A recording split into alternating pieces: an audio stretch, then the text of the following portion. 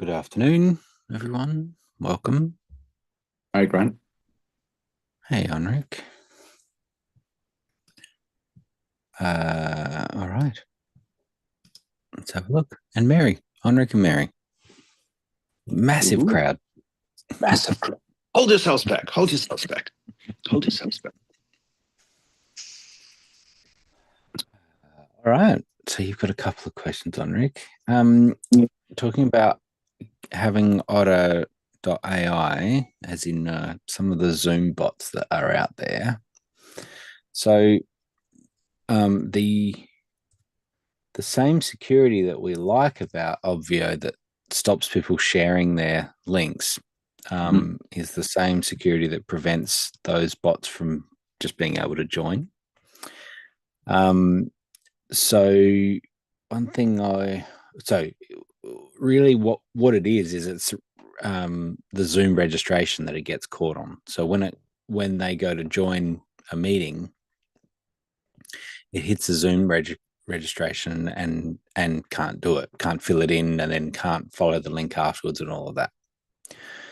So sometimes you are able to provide a full link, which is essentially the same link that you're using to start Zoom. It depends on how on the different bots as to whether you're able to do that or not. It's then able to join as a co-host, and it's fine.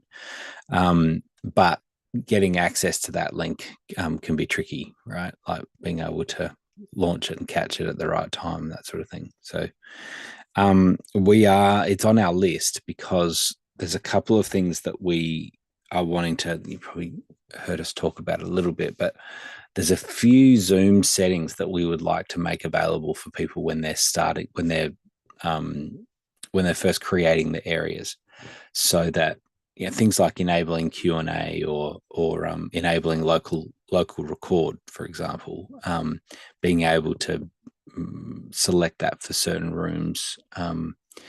The other thing would be being able to manually approve a registration, which in theory should be able to then uh, use the registration link that it's provided. So if it's using an email, which it should be able to do, as in it's logged in with an email address, because that email address is already approved in that meeting, then it would come straight in. So that's what we're hoping to do. Because at the moment, the other security um, kind of feature that we have, or um, implementation, is that Zoom never actually gets the email addresses of the attendees. They're not real email addresses. There's no reason for Zoom to have real email addresses of our attendees, and so they're just bogus email addresses, which means that uh, there isn't a real address being added, and so then how can it work? Um, so in this in the meantime, it would be interesting if you wanted to try or look into Otter as to whether it allows, or if the bot can be an admin, or not an admin, can be logged in with an email address, or there can be an email address that you can approve. So the questions would be around. We had someone else asking about this as well, and so that's why it's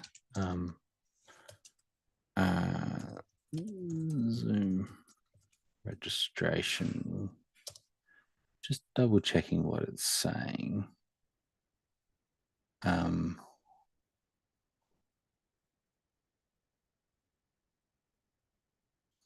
but I just put in about join virtual meetings. Have you seen anything along the way, Enric, about registration or more complex logins than just just the standard open meetings. Sorry, I lost the thread. You mean on my second question, or? No, sorry. On Otter, Yeah. is there, when you're setting up for it to join something, have you seen anything about No, using?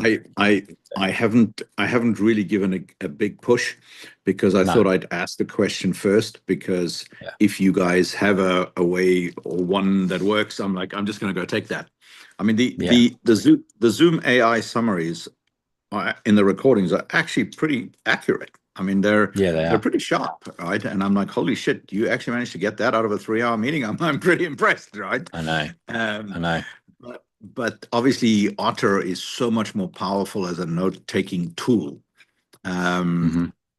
that I'm like, wow, this is really like next level. Some of the guys really love the Fathom note taker, but if the you That's know pretty. if the if the login mechanism, as you said, is is preventing that, I mean, that's actually the very positive aspect of the Obvio Zoom integration is that security, right? You certainly Yeah. don't want to do anything that compromises it. No. That's right. I You see, part of it is the challenge. Because you're not, I am like, if let me just speak in the first person. If I am logging in as the host, I'm not coming in through my regular Zoom account. I'm coming in through obviously some version of the enterprise Obvio linked, Yes. randomness user, right? Yeah. So it doesn't know who I am. Yeah. So that's Which right. is a bit like raising kids, by the way. I don't know if once your kids grow up, you'll see that they get to like age 12 and they're like, "Hey, who are you? Why are you here?" That's right. Yeah, exactly. Um, yes. So the different links. There's what's called a start URL, which is what we're using to launch as the host. And the first person to use that link will be the host, and any subsequent people are co-hosts. So I have been able to pass that link, that start URL, which has a big long token and it's Yeah. a start link. I've been able to pass that. Um, Actually, in I can. fact, I just had a thought that Mhm. um, let me look at something because I think this might work for you. Okay. Um, mm, uh, okay. So what I'm doing is I can, because you're on the enterprise plan, you've actually already Yeah. got the ZAC token, which is so let's just look at this. And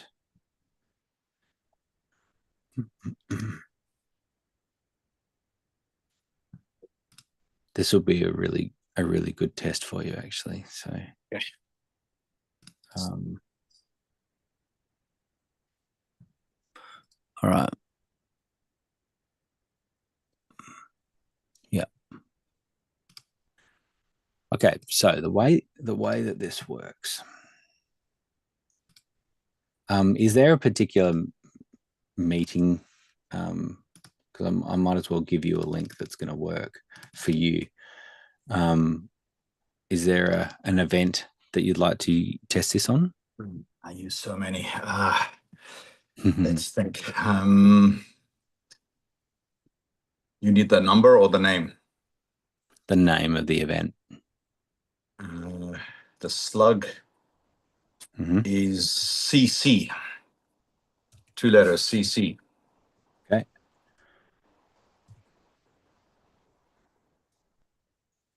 Mm, I also have a slug that I really want, that someone's got, and I don't know if they're using it. Do you know? Is there a way to see if they're active or not? Not necessarily. Yeah. Um,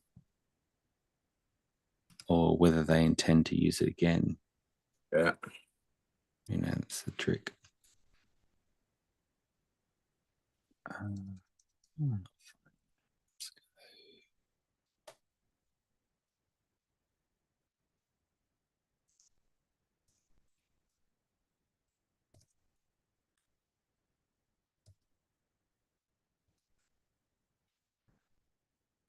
What's the organization? I'll find that. Are you muted? So Capital Cafe. Okay. Okay. Oh, there it is. Weird. It was too small for me to search for, it seems. All right. I'm joining from my computer. Yeah, nice. All right. So let me share. We'll work this out.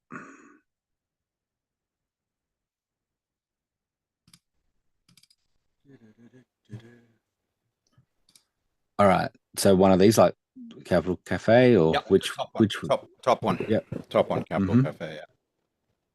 Yeah. All right. So we'll go to a room here. Now, the way that the start link works is /S for start, and then the meeting ID, question mark, Zach, and then this.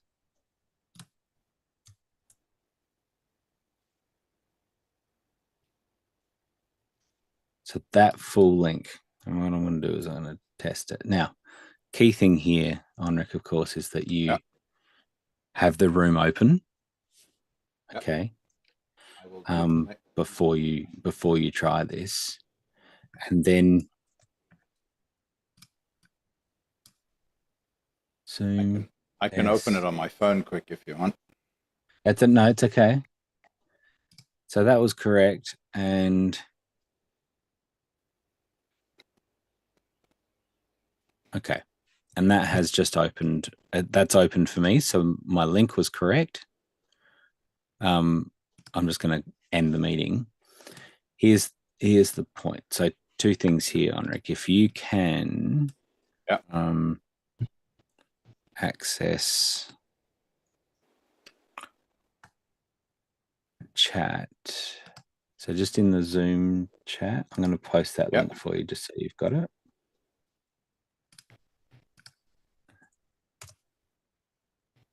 Okay.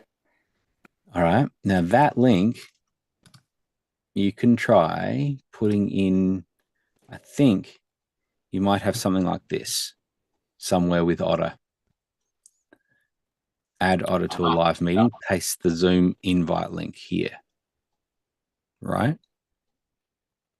Very cool. And if you were to paste that in, it should work. I know I have had that work. And so just to explain to people, because Onric has enterprise, he has access to that Zoom access token, which is what is required to be able to start the meeting. Now, give that a try. Did you save that in the description box or not? I didn't. No. No. It's just have you got it in Zoom now? I've got it. I've got the link that you've got, but I didn't know how you created it in the description box there. Yeah. I was just using it to as a Very place clever. to let me try. So I suppose I can pull it off out of the recording of this call. Well, you can, yeah, but I'll just show you again quickly. I can screenshot. So it's zoom.us start, and then meeting ID, meeting ID, question mark, Zach equals Zach. So meeting ID and Zach. You might find this interesting, Muddy. Yeah. Just hit save in that description, then I don't lose it. Yeah. There you go. Yeah. Have a play with that and put that into there, and in theory that should work. Okay, I'll give it a go. I appreciate it. Thank you. Yeah.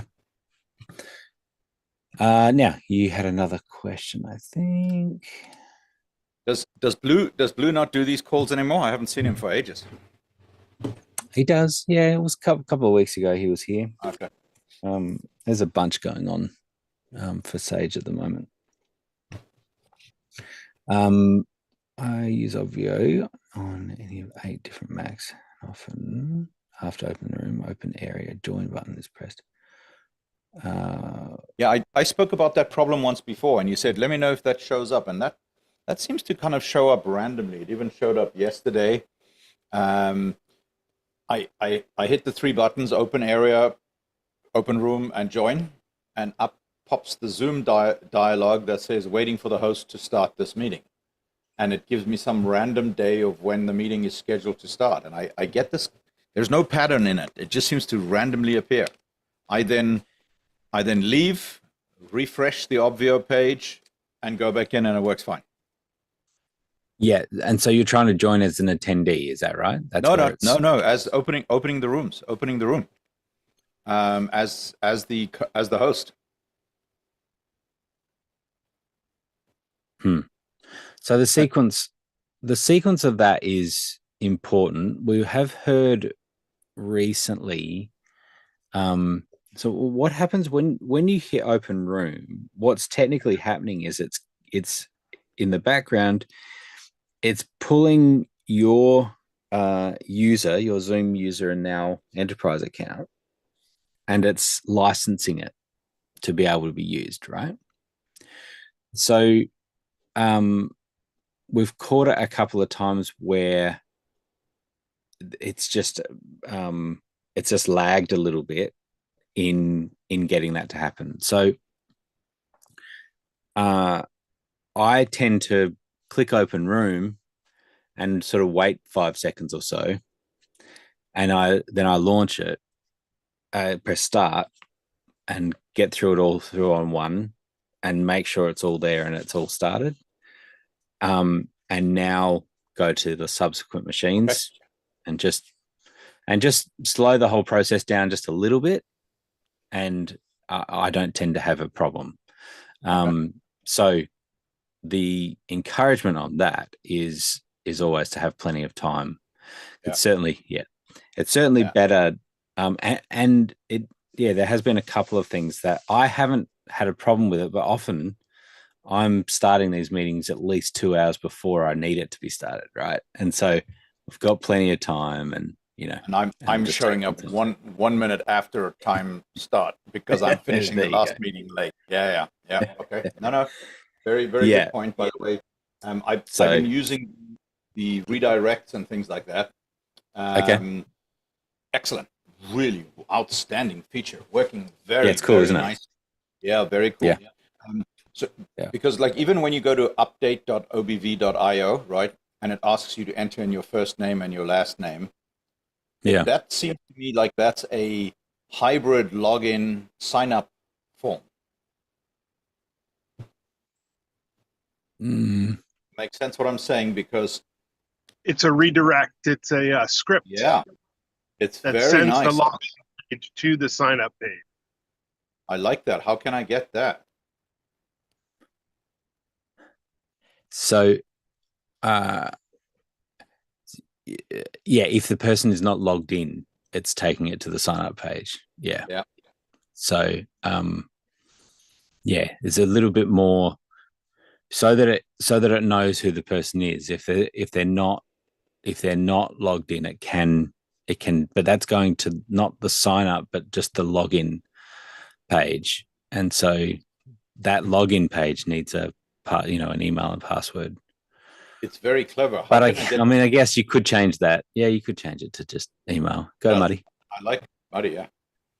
What you have set up on the update page is the same thing I've set up on several events, especially free events, which is the base URL normally takes you to the login page. Yeah. But you can, in Obvio, you can add a script, and there's a specific format, which was covered in the video so long ago, but I copied it and saved it, and I use it fairly frequently. You put in this script, and you apply this script only to the login page. And what the script says is basically, when this page loads, send it, redirect it to the sign up page. And so it looks like the experience is the login page kind of shows on the screen for a split second, and then it kind of redraws, and it's the sign up page. And so that's done with a simple. Can you send me that? Can you send me that script, and I'll send you a bottle of bourbon? So we are talking about two sort of different things in that initially, Henrik, you're talking about redirect links, which is the shortener, URL shortener for enterprise accounts. And what can happen is if you're trying to send them to a link that requires people to be logged in, then it's going to redirect to, if the person is not logged in, then it's going to take them to the login page, right? And so that's one thing. And then what Muddy's talking about, absolutely, is a little workaround for free events, which we really need to just build in, but we haven't got that there yet.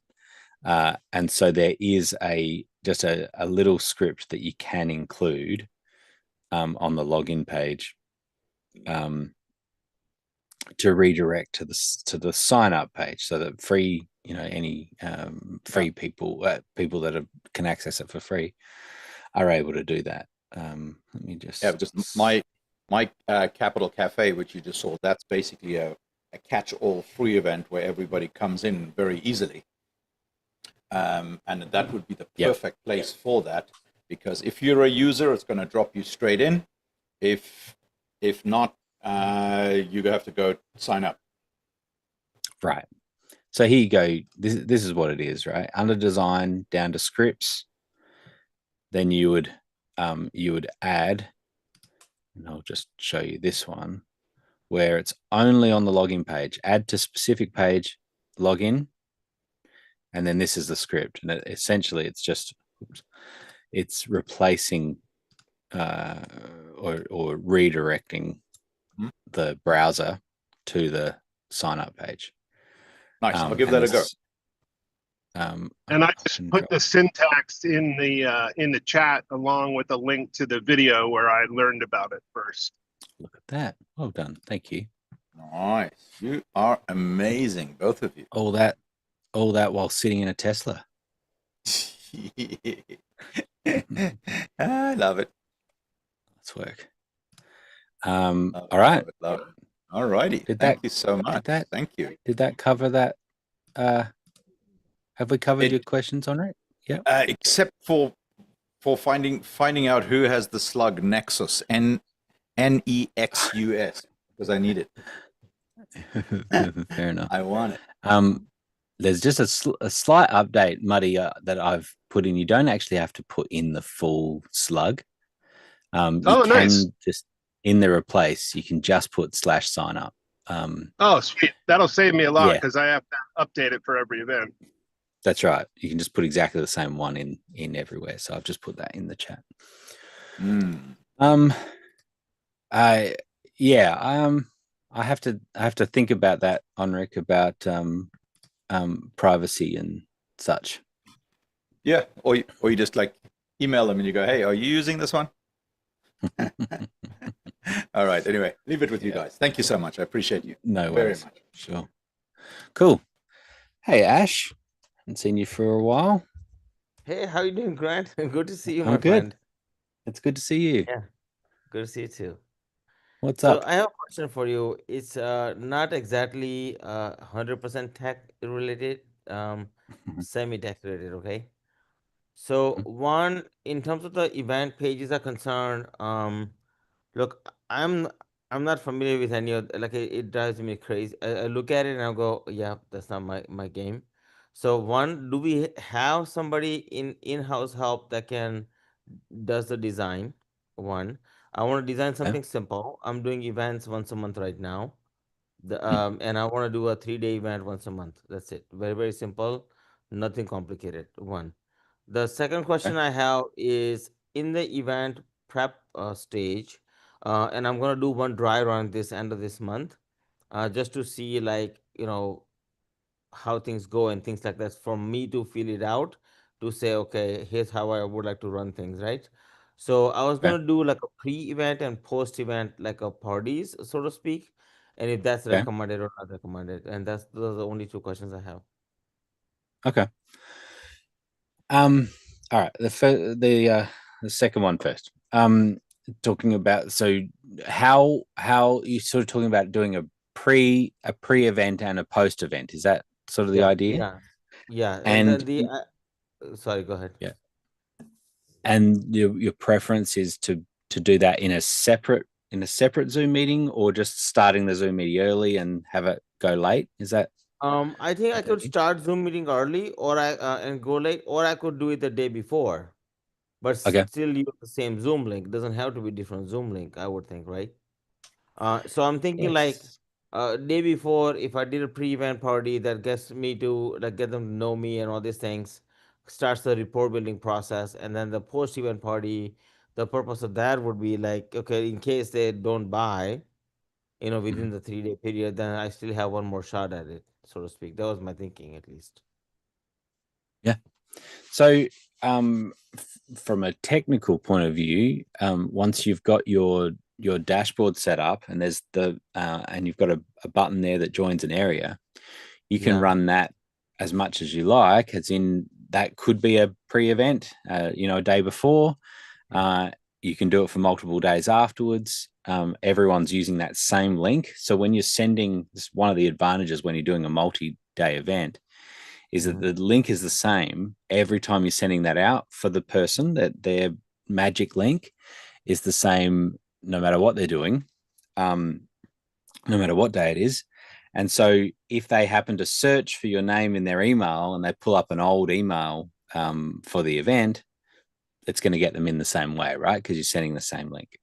So it's then up to you as to whether you want to, do a pre-event or we just did I just helped out on a show on Obvio where um, it's kind of a cool idea where they said the tech check in a way was actually sort of um, it was the night before, so the event started at 11 a.m. Pacific. The night before at like 5 a.m. Sorry, 5 p.m. Pacific, they sent a message out and said, "Hey, we're going live as a bit of a pre-party. Come hang out with us and make sure everything's working, for you and that sort of thing." And now we've done tech checks for many years, but there was a slightly different framing that I really liked, that it was a pre-party, and come and check. And so of course the pressure is way down. Like if particularly they were in a studio, it was a great way just to check that their studio's all working. Have a bunch of people come in. Of course, 100 people came, and that was perfect. And so those 100 people felt super special. They were checking that the system's all working. Everyone's like, the dashboard's working great, the studio's working, the audio, video, everything's all working.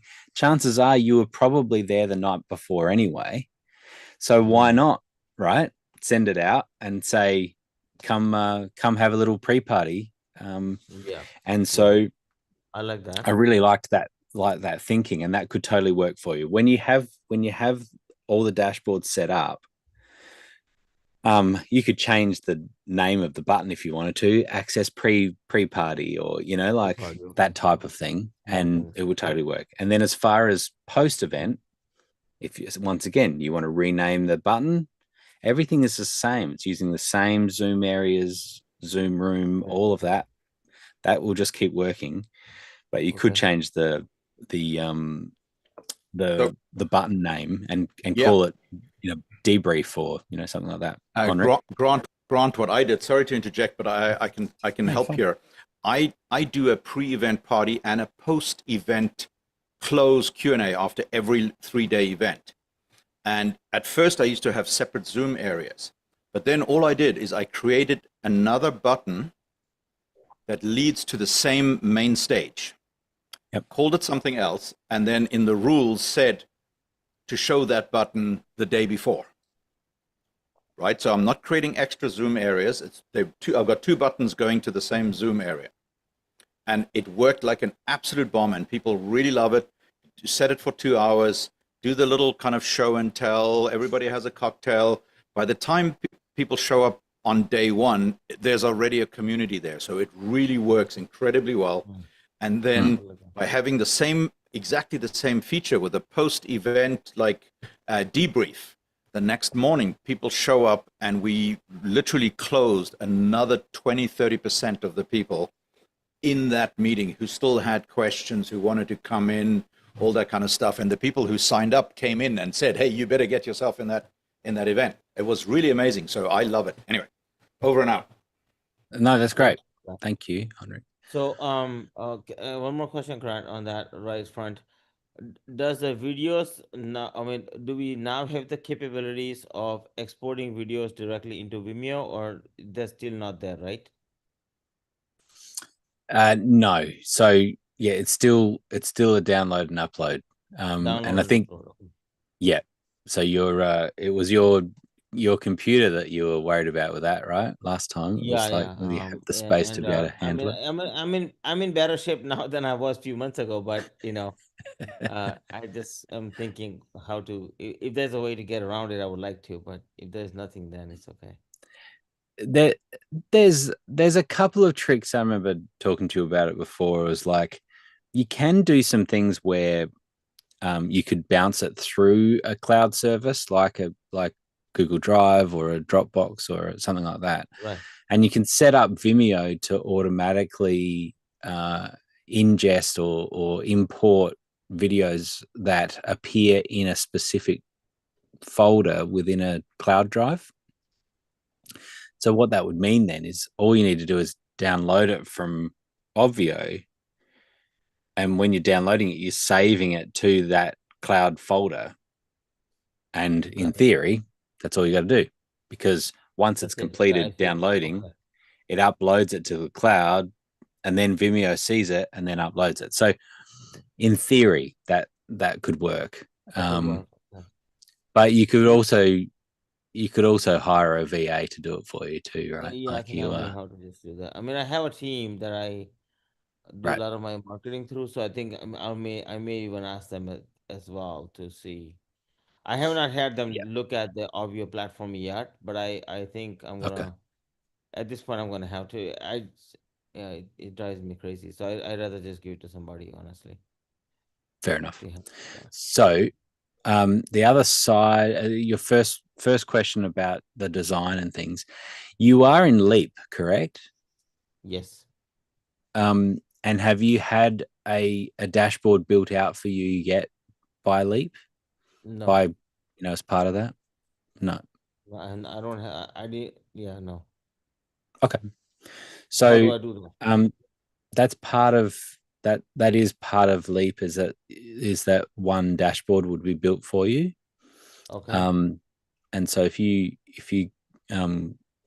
contact them, then and say that you want you want your dashboard built. Yeah, then you can get. So the ideal is that you would have like a sales page that you've got somewhere else. Yeah, I already have that done. You've got all that, yeah, and so that way they can basically take your sales page and use elements of that and sort of match it so that your Exactly. dashboard looks consistent. Yeah, Yeah. I can do that. That's easy enough. There you go. Self-page, because I'm doing the event, is coming up in 2 weeks. Mm-hmm. So Okay. I'm doing a dry run to see like how this will, and that's why I'm asking you about the pre-launch and post-launch. I love the idea for who shared it? Enric, right? Enric shared, and Yeah. Yep.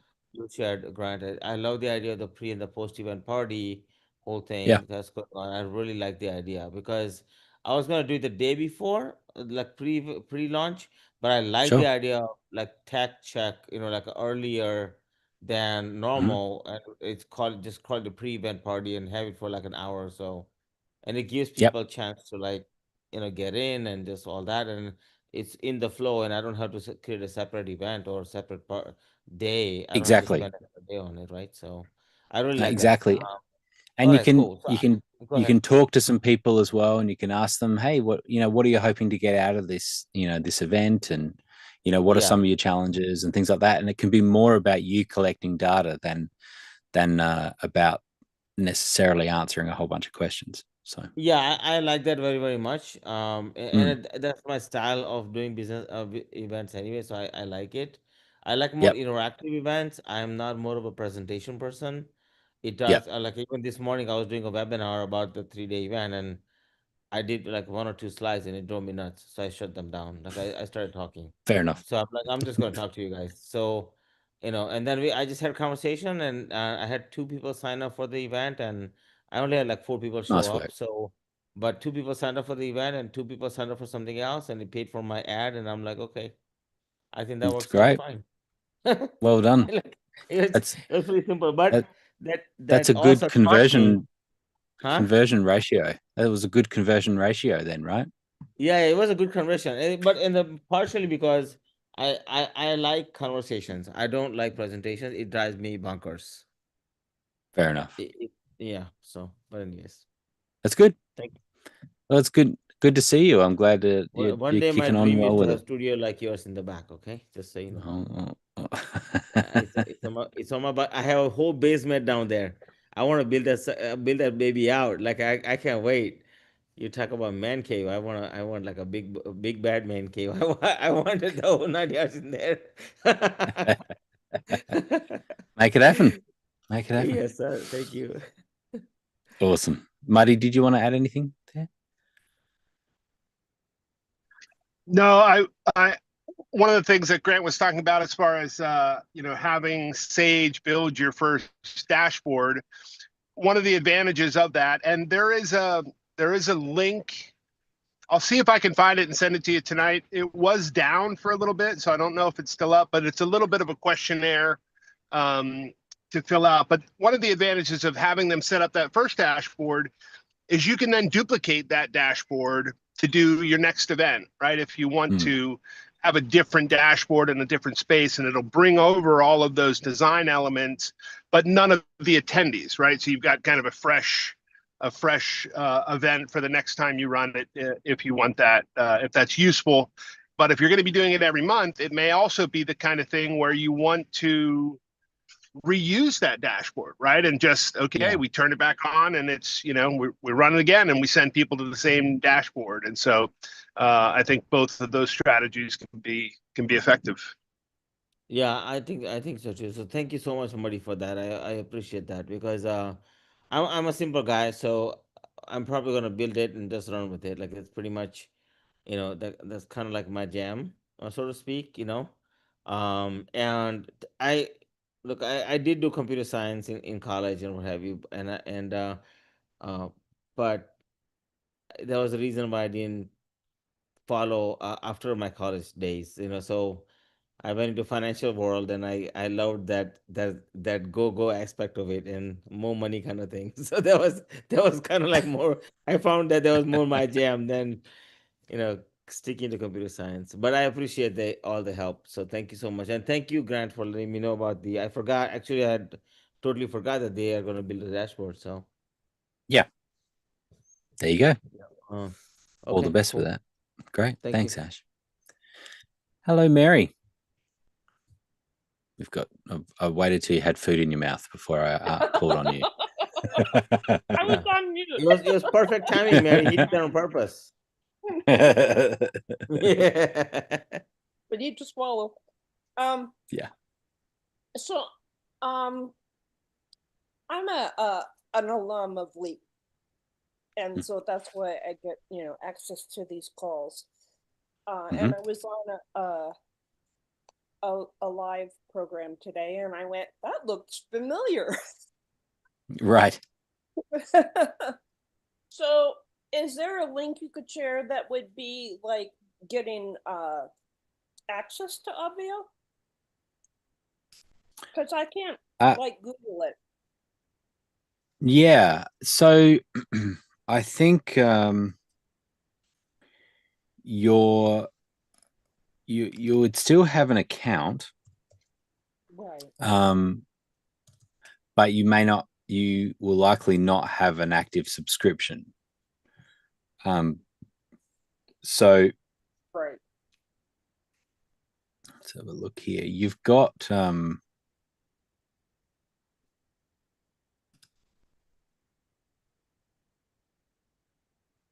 yeah, you've still got an organization Okay. called Connecting on the Net. Yeah, that's me. Yep. I'm disconnected and I'm trying to connect. Yeah. It looks like you didn't create any events yet. It was just that you got the organization set up. I did, and then I helped some other LEAP people, so I had other like ones that I was Okay. helping out. Okay. So what you do is you'll go to app. I'll just put it in the. So it's app.obv.io. I just put it in the chat there. That's the link. And so you will click that. It'll take you to a login. Okay, and then you'll use your 415 Gmail address, your email address. Okay. Use that. And if if you can't remember a password, you can reset it. You can reset it on that page and go there. So, but really what will happen is if you may still have access to other people in LEAP may have given you access to their organizations. And if that's the case, you may see more than just your organization, but you might see some of the other ones. I think and you took them back because I only see. Yeah. Okay. Yep. So then when you go to create an event, it's going to say you don't have an active subscription. And so so then you'd go to the billing page and you can add a subscription essentially. And so that starts at the Obvio sort of basic plan, which is either $99 a month or $997 a year.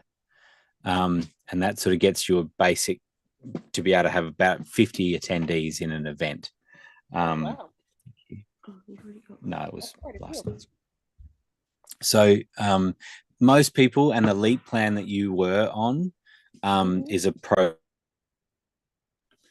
It's a pro plan, and that allows, which is to have the equivalent of what you had during LEAP is $197 a month or $1997 a year. Okay. And that gives you up to 500 attendees included, as many unlimited events as you like for up to 500 people. And then you can pay extra to have, you can add on more attendees is generally how that works. Can I upgrade through the year? You Like can, being yes. Small now. Yeah, you can. You can do the $97 a month plan, and then you could change that and upgrade that to $197 a month if you were needing that for a particular event. So that's all doable. Yeah. Okay, great. And if you get stuck anywhere with billing where you want to do something that doesn't seem like it's possible in front of you, you can just email help@obv.io, and we Okay. can help you. We can help you get around that. And do they have So- links for, I think I overheard it, that you could get a VA to do your landing page and that kind of stuff?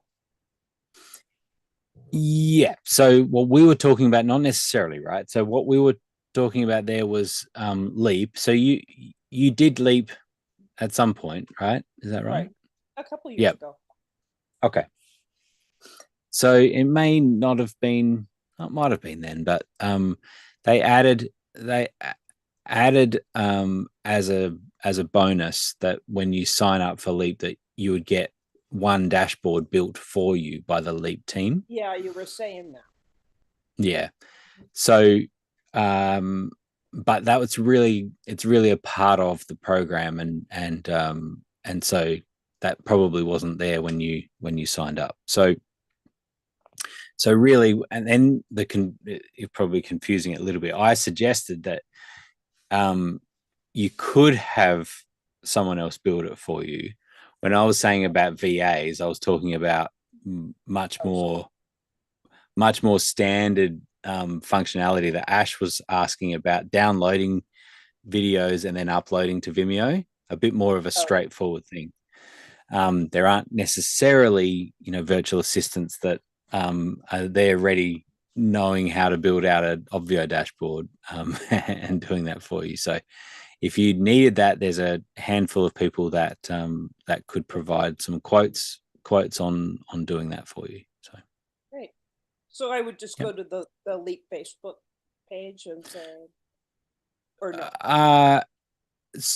Yeah. So look, I think if you were looking to have someone build it and you've got some budget for that, then I would email help@ovv.io, and we would get you in contact with a handful of people that you could And compare. what does that typically cost? Well, that's the thing. It depends on the service that you need, and so that it depends on how complex the dashboard is. Depends on if you want some production assistance as well, or people helping you with the event, things like that. So there's a bit more to it, and that's it's not necessarily the Obvio team themselves. It's just people that that offer that service to people. Okay. So we can get you in touch with them. Okay. Well, thank you for your help. No worries. It's good to see you, Mary. Thank you. Henrik's back. Did it work? Okay. It's a bit of user trouble then.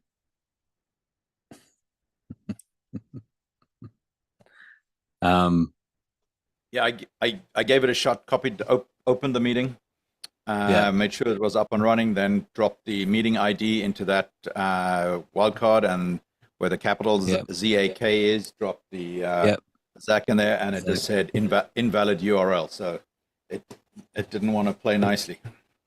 Didn't like it. But yet you got it to work. So, well, as in, did you just try browsing to that address once you had it?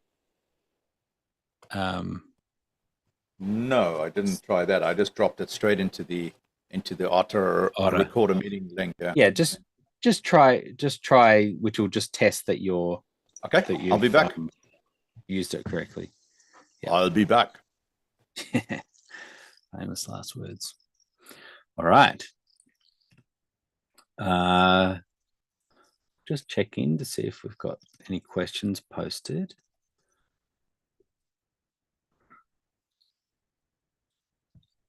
No new questions there. So anyone else that have dropped in? Hey, Franklin. Yeah, go for it. Franklin, go for it.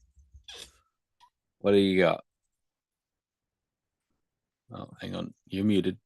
Let me unmute you.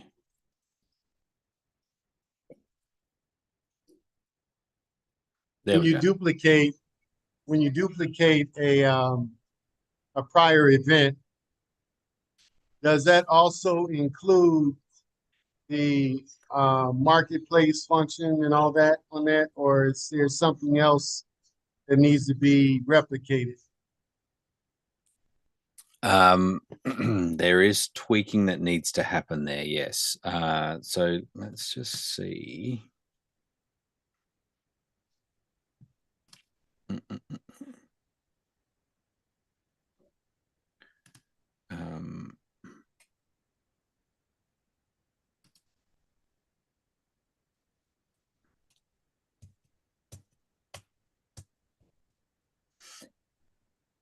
There is there's a bit of the reason I'm a little bit reluctant is that we're just doing some changes on the marketplace at the moment, and so each time that we do that sort of thing, when it comes to duplicating or copying an event, it has to be set up in such a way that it copies over everything correctly. So a question I guess I'd ask is what is it about? Why do you need to duplicate the event as opposed to just reusing the same event? Is there something about that? Because the focus has slightly changed in terms of the information that I will cover. Okay, and so your dashboard is different, and the marketplace purchase page is different. Yeah, it'll be different. It'll be different. I'm at the inception stage of it. I just wanted to ask that question, see, would it be feasible to do that or not? Yeah, it is the intention, I guess. I think it will actually copy over, but which is fine. The fact that you need to go and make some changes anyway is good, because that'll make sure that everything's kind of locked in again to make sure it's working. But yeah, my hesitancy is around the changes that we're making at the moment that are not necessarily copying everything over with the marketplace. So, Muddy, have you played with that? Yeah, so the thing about within the same organization, so the sales pages won't copy over. However, when you go to the new event, so if you can, Franklin, so for your events, you could duplicate the event, go into the new event, and then when you go to the purchase page on the new event, it's going to ask you what template you want to start with. And there's kind of two options. You can use the built-in templates, which include blank, dark, and light, or something like that. Or you can use your own templates. And when you use your own templates, it will look at all of the other events within that same organization and give you the option to choose which of your existing events do you want to essentially copy over as a template for this new event. At least that's the way that it's worked in the past. Again, as Grant's saying, there may be some issues when they, work over to the new page builder, but that's essentially the way it works, which means it doesn't automatically duplicate, but as long as it's within the same organization, you can pull from your own existing sales pages to use as a template for a new sales page. Hopefully that makes sense. Yes. And you're... Thanks, Muddy. Yeah, I was forgetting about that at 7 a.m. My brain hadn't kicked right in yet. But yes, that's exactly how that'll work. But and to reiterate that the changes are going to be really exciting. But I feel like I've been saying that for 2 years. But they will be. So so that could totally work for you. Then you have your 2 different events or multiple different events for the different, setup that you have for each event. Thank you. Cool. You're welcome. Onric, no go.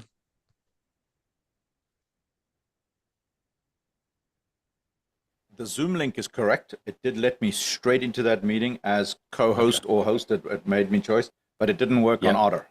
And Otter, it just still said invalid URL, but it certainly got me straight into the Zoom meeting as the host. Yeah. Okay. Okay. Bummer. Thank you. Bummer. Yeah. Mm.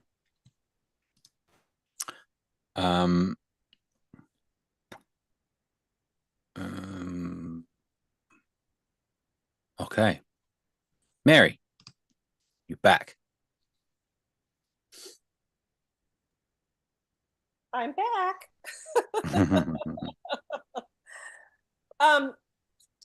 So I know this is more of a tech call, but when I went to sign up, it didn't talk about the attendee limit on there, and I didn't know if there was anything else being left out. And it's, as you were saying, you guys keep getting great ideas to implement. Would it be that I would need to go to like a recorded live event on live events to see like the most recent overlay, or has that been gone over? So as far as watching sort of a how-to or sort of a walkthrough, like what the features are now, because I'm sure you've added features since I was some, but it's more been improvements on what is existing at the moment, and so there's not a huge amount of new features. I think if I was to look at, I did a walkthrough not all that long ago. Because I could just go watch that if you did a walkthrough. Yeah, sure. Yeah. That's what I'm wondering. And that will. There was a couple that I did recently that were. Let's see. Well, actually, I'll tell you what are good. So that's February 20. That hasn't changed that much. So there's one that's from February last year, and actually we haven't added big features since then. That really talks through the whole platform. So this is just on the Obvio YouTube channel. You can actually see these, but I tell you the other thing. I'll just show you this because it's a bit easier.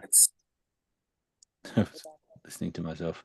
So this is just the YouTube channel. Obvio Online is really the technically the name, because Obvio was already taken. Right. So you'll see here, this was a link I just posted in chat, which Obvio walkthrough February 24. That will work pretty well for you. But these two can be really interesting too, right? So this is that's an hour of Blue building a dashboard from scratch. Oh, perfect. For Jimbo. And then a week later, about he did another one for Liz, and so you could look at that too. And so you'll see him building it from nothing, and thinking of all the considerations. And so they're both really, really helpful. You'll learn a bunch from watching those. Okay, great. Thanks. You're welcome. Okay. Anyone else? Other questions?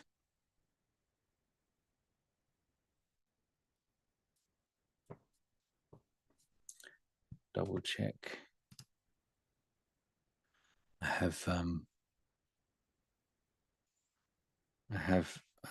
have got one of my kids. My girl has been a bit sick overnight, and so I won't be hanging around for a long time. So speak now or forever hold your peace.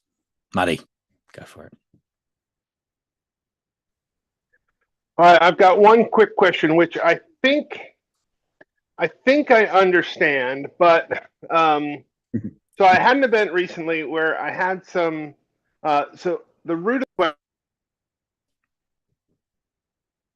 Oh, you just muted. That was weird. Just dropped for a second and then muted. That's it. Yeah, I accidentally swiped over to auto mode. I'm on my phone. Oh, right. So the root of the question has to do with having an integration with one of the CRM systems and trying to input some data manually or import it a different way.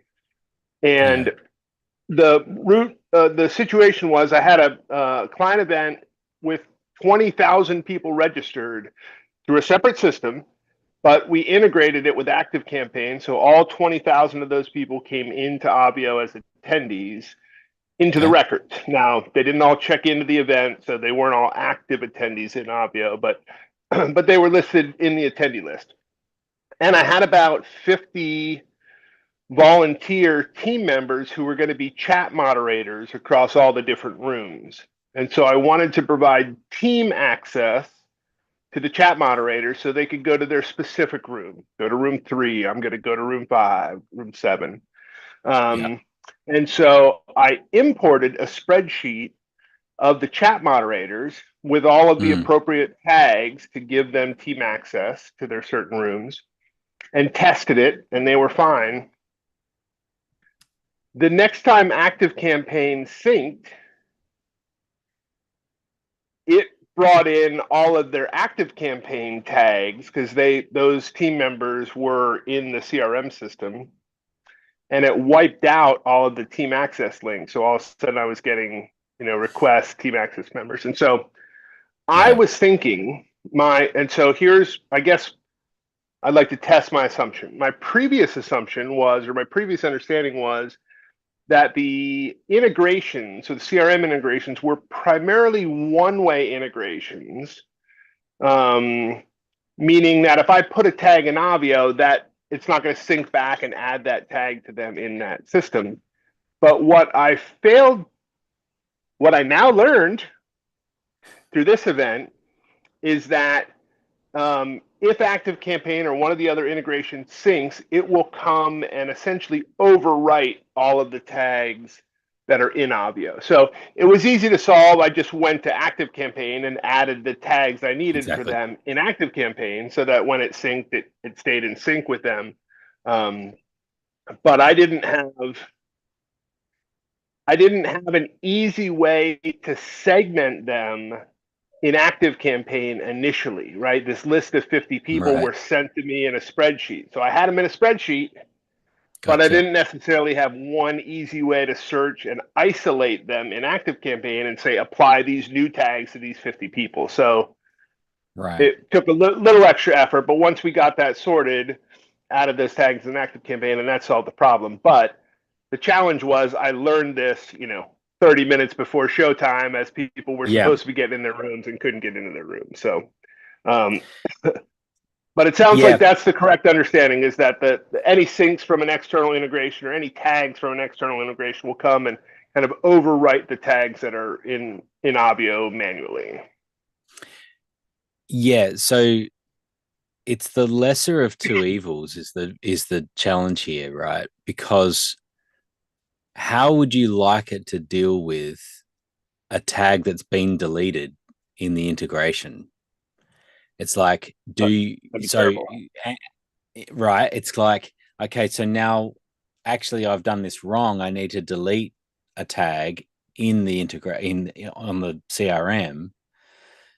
So the only way to have that sync correctly to Obvio is for it to override so that it will sync correctly and remove any other tags that are there, because otherwise you're going to have a bunch of debris. Potentially you've got old tags sitting there, and now you're out of sync. I totally get what you're saying, and I think ideally you could choose somewhere that, if it's going to delete tags or not, and basically rewrite all tags. But really, I guess it's learning the hard way a little bit on this particular event, that the best way to do it is to have all of those team tags in your integration, in your CRM, so that it is following through correctly. So yeah, it is a tricky one, because my gut feeling is that we will have more complaints about tags not being deleted in Obvio than we do about overriding a tag that's been added in Obvio directly.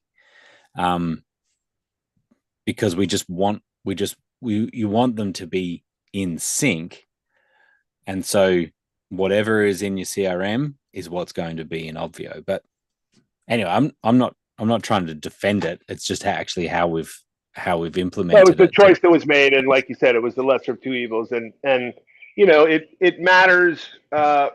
It matters most on big events, right? And so understanding how this works, like you said, if it works big, it works small. So just kind of that understanding was useful. What I will say is Obvio performed beautifully with thousands and thousands of attendees getting distributed across 10 rooms, and those rooms staying in balance, and being able to have thousands and thousands of people go into breakout rooms of 4 to 5 people, and do some intimate exercises really cool. In this whole big event. So that all worked great, and it works so much better through Obvio than it could have in any other system, because it solves that problem of getting people distributed into rooms. Of course, I had a production team to make sure that the content got into all those rooms to stay in sync. One other thing happened, which I'm curious about, which is several. So the team members, we had kind of a pre-team meeting in a backstage in a green room, and I had labels set up. Okay. And people were using the link, their unique link that was emailed to them. So I know that the email and the link should be legit and should be correct to the correct attendee, not someone logging in with a different email, which was a different situation. But sometimes the labels didn't get applied properly. I mean, it ended up being fine for the event because they came into the rooms as co-hosts through Team Access, so they renamed themselves anyway because they had a slightly different. They wanted a pipe instead of a dash for the kind of separator between name and team. But I haven't ever seen that before, where the labels don't necessarily apply as long as someone is coming into the event for the first time. Oh, you know what? So using Team Access? Yeah. So labels won't work on Team Access. Yeah. Yeah. And some people came in through a direct link to the green room, and so they came in with labels because they came in as attendees. Okay, now that explains it. Yeah, we did talk about that, but it's a bit more complex. And the easiest way to handle labels for team is to change their name, change their first and their last name, right? And so then you do that, and that way now when they join, it's exactly the name you want it to be, right? Until Active Campaign comes and resyncs their name. Right. Yeah. So yeah, which would probably happen. See, each integration is a little bit different as well as to how it does the updates. Some of them are just pushing through every one of them again, and it's going through and changing it. Others are kind of maintaining only pushing the changes that have happened, so it's a tricky one. Integrations is a bit of a nightmare, but it's really nice when they're working well. So and I was able to help run that event while on vacation in Italy with just a laptop, having the help of a production team. Nice work. So beautiful. Nice work. That's cool. That's cool. Awesome, man. Great. All right.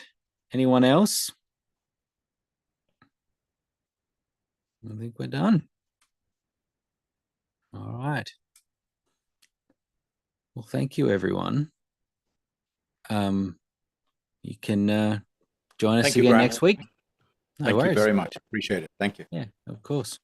Join us Hope again your next daughter week. is okay. Same time. Thank you.